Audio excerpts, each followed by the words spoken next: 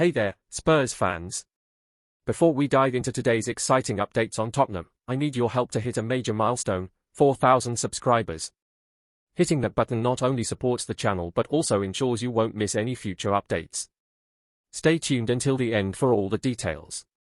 Let's make this happen together. Now, let's get into it. The 1-1 draw against Wolves at the Tottenham HOTSPUR Stadium left Spurs fans with that all-too-familiar feeling of frustration wrapped in fleeting relief. For much of the game, especially in the first half, Tottenham were clearly the better side, controlling possession, dictating the tempo, and creating the majority of the chances. But once again, the story that has plagued this season repeated itself: plenty of promise, not enough end product. Polhinha's equalizer in the dying moments of stoppage time was a moment of genuine quality and determination, but it also served as a reminder of how close the team came to leaving empty-handed in a match they should have won. It was a draw that felt more like 2 points lost than 1 point gained, particularly given the level of dominance shown in stretches of the game. The first half offered glimpses of what this Spurs team is capable of when the key players are on song. Mo Kudus was electric, constantly involved and driving the team forward, linking well with the midfield and making clever runs into space. Lucas Bergvall, still finding his feet in the side, showed real confidence and imagination, even attempting a stunning volley that echoed Richarlison's strike against Burnley. Kudus had a goal chalked off for offside, and Johnston was forced into a world-class save to deny him earlier in the half. Spurs also had strong penalty appeals turned down and a number of half chances that might have found the net on another day. But despite the flair, movement and energy, the scoreboard stayed untouched, and as we've learned this season, failing to make dominance count often comes back to bite. After the break, the momentum shifted uncomfortably. Wolves, who had shown very little attacking intent in the opening half, found joy through a set-piece that the Spurs defense failed to deal with. Vicario managed to make the initial save, but the ball ricocheted and fell perfectly to Santiago Bueno, who tucked it away from close range. It was a goal that came against the run of play but exposed Tottenham's vulnerability in defending dead ball situations, something that has now become a growing concern. From that point on, the match became far more even. Spurs pushed, but the clarity and precision of the first half was missing. The substitutions brought by Thomas Frank, Pedro Porro, Brennan Johnson, Mathis Tel and Pape Matosar added some energy, but not the spark the team desperately needed. Richarlison had a decent chance with a header, but like much of his season so far, it lacked conviction at the crucial moment. Then, just when the frustration in the stands was reaching boiling point, came the goal. In the 4th minute of added time, a hopeful ball from Mathis Tel into the box took a fortunate deflection and landed at the feet of Polhinha. With composure and class, he struck a low, curling effort into the bottom corner, finally beating Johnston and finally putting Spurs on the scoresheet. It was a moment of quality and a deserved reward for the persistence shown in the final stages. But the late equalizer also masked deeper issues that continue to hold the team back. Why did it take conceding a goal to spark urgency? Why does the team seem to lose structure and tempo once behind? These are questions that the coaching staff must answer quickly, because performances like this, however positive in parts, will not be enough to secure European football next season unless converted into wins. As fans filed out of the stadium, there was a clear split in emotion, relief that a late collapse was avoided, but concern that the same problems continue to arise. The talent in the squad is unquestionable, Kudus is growing into a force, Bergvall looks fearless, and Tel is proving he can deliver moments of impact. But unless this team learns to kill off games when in control, these promising spells will continue to go unrewarded. In a Premier League season as competitive as this one, the margins are razor-thin, and every dropped point matters. Tottenham remain in the fight, but they must stop making it so difficult for themselves. With the right focus and finishing touch, nights like this can become wins, but time is running out to make that shift before it's too late. The psychological aspect of these repeated lapses is also something that cannot be ignored. There's a visible tension in the players when the game starts slipping away, a lack of composure in decision-making, hurried passes, and a tendency to drift into individual attempts rather than sticking to the collective structure.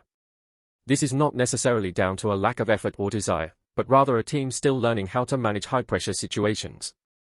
The young core of the squad brings excitement and dynamism, but also inexperience, and in tight Premier League fixtures, that inexperience can be the difference between grinding out a win and dropping points at the death.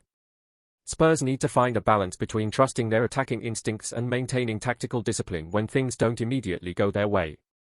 There's still time for this team to turn these fine margins into consistent victories, but the clock is ticking, and the fixture list isn't getting any easier. The next run of matches will demand both mental resilience and tactical maturity. Thomas Frank has clearly instilled a progressive style of play, and there's a clear identity taking shape, which is something the fans have long craved. But identity without results will only carry the club so far.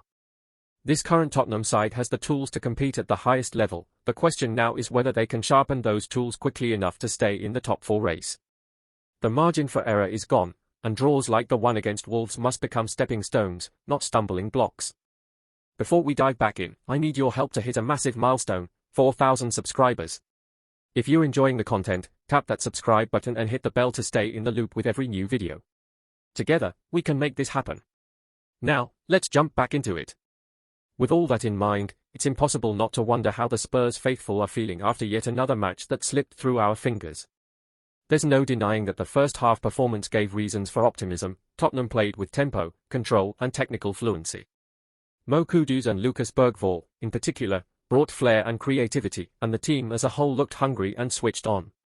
But the final ball let us down time and again, and when Wolves took the lead, it felt like a punch we should have seen coming.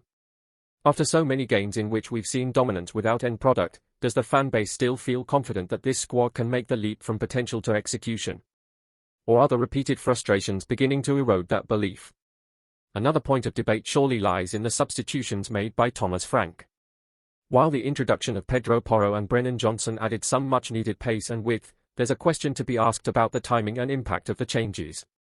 Did they come too late? Was the right balance struck between reinforcing the midfield and pushing numbers forward? Mathis Tel's assist for the equalizer showed his value in tight moments, and Sa helped stabilize the midfield in the closing stages, but it's fair to ask whether earlier tactical adjustments might have changed the course of the match more decisively. Spurs fans have seen multiple games now where substitutions feel reactive rather than proactive, and when every point matters, those small margins can prove costly. The broader concern, perhaps, is that the system put in place by Frank is still not fully adapted to the squad's characteristics. Spurs want to play with the ball, stretch opponents, and create space, and they do that well for long spells. But when that plan A is neutralized, there seems to be a lack of plan B. In games like this, against well-drilled defenses like Wolves, that second approach is essential. Does the fanbase believe Frank has found the right tactical identity for this group of players, or is there a growing feeling that something more flexible is required? Have we become too predictable in how we try to force results late in games, relying on individual brilliance rather than collective invention? Ultimately, Tottenham remains in the hunt for a top 4 finish, but results like this one underline how fine the margins are, and how easily momentum can be lost. So now the question goes to you, the fans. You encouraged by the style of play, the energy of our young stars, and the late fight back? Or are you growing tired of the missed opportunities and lack of ruthlessness in the final third?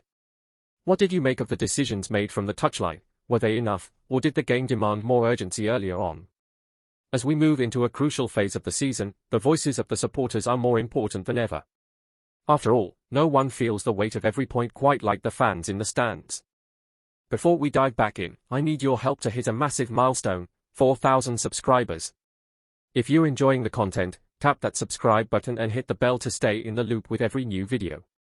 Together, we can make this happen. Now, let's jump back into it.